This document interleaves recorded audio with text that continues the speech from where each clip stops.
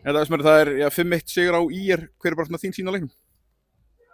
Mér fannst við virka pínu hungraðir í dag og bara hungraðir heldur en íringarnir. Mér fannst við svona vera ofan á í baráttunni og við tölum það fyrir leikinn að okkur langaði að vinna á einhverju leiti svolítið á þeirra bragði.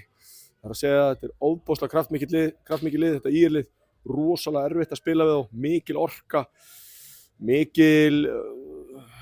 maður þarf að eiga óbóðslega orku til að eiga við alla þessa seinnibolta og sterkir strákar og mér fannst þið bara að gera það vel og mér fannst líka bara þegar við þurftum að verjast og fórum í miðblokkinn okkar og svona, þá fannst mér þeir áttu erfitt með að brjóta okkur niður og svo bara sköpuðum við líka hellinga færum í þessu leik sem er mjög jákvætt. Við erum svona aðeins að fá leikmennina okkar tilbaka og svona back to sharpness ef við má sletta aðeins. Ómar kemur auðvitað inn í þetta og Hrafn nýtti tækifærið sitt gríðarlega vel. Mér fannst hann stórkostlegur í leiknum í dag. Arnar Helgi stórkostlegur, Bjössi stórkostlegur og bara heilt yfir liðið mjög gott í dag held ég. Þannig að leikunni byrjaði svona börsulega, þið svolítið gáfi í einingum fyrsta markið bara strax upp að hversu svona stoltur ert af strákunum fyrir að hérna er henni bara koma tilbaka og láta ekki slást út á læginu. Já, við tölum það fyrir leikina eins að hérna, við höfum verið með svolítið svona óþægilega líkamstjáningu þegar illa gengur í svona slæmum momentum og við þurfum að breyta því og við gerðum það í dag og við talaðum það fyrir leikina, við þurftum að nýta slæm moment sem tækifæri á að sína karakter og mér fannst að gera það bara í leiknum í dag. Það skorið 2-1 markið bara rétt fyrir hálfleik, hversu miklu svona breytti það bara fyrir hálfleiksræðina að vera komnir í 2-1 og svona kannski skoruð á bestu tíma?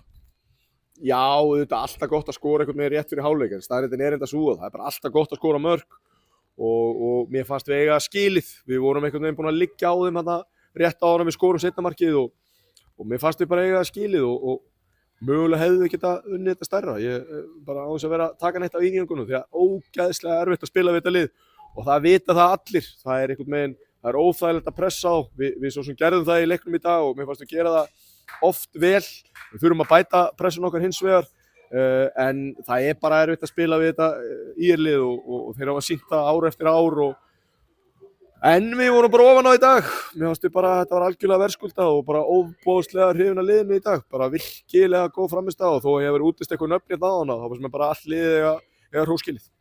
Svona voru búin að skora 6 mörk fyrir þennan leik, svona búið að vera svona gangandi erfiðlega að skora, skorið 5 í dag. Finnst þú svona eitthvað stífla að vera að svona bresta? Það verður bara að horfa á þetta eitt leik í einu og þú veist, á okkur momentum í dag vorum við mjög góðir. Við verðum bara að halda áfram að bæta okkur. Við getum ekki verið sattir með það að einhvern veginn komast á lagi með það í dag að ná að brjóta einhverju leiti ÍR-liðið niður. Nú er bara næsti leikur og við erum að fara í bara erfitt verkefni, erfitt ferðalag á móti liðið sem er búið að sýna bara virkilega góða og þétta spilamennsku.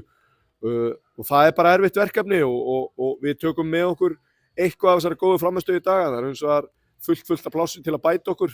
Markið sem við fáum á okkur er klaufalegt sem er auðvitað eitthvað sem við sjáum sjaldan en frá Eiði en það er bara alltaf pláss fyrir bætingar og við verðum einhvern veginn að nýta mómentið til þess að verða aldrei sattir á einu eða neinu. Þetta er einhvern veginn bara næsti leikur, næsta mínúta og vera bara alltaf að vinna því að verða betri og það er raun og veru bara mitt starf og teymisins að reyna að gera liðið betra og mér fannst við gera vel í leiknum í dag og bara teymið á hróskili og liðið á hróskili.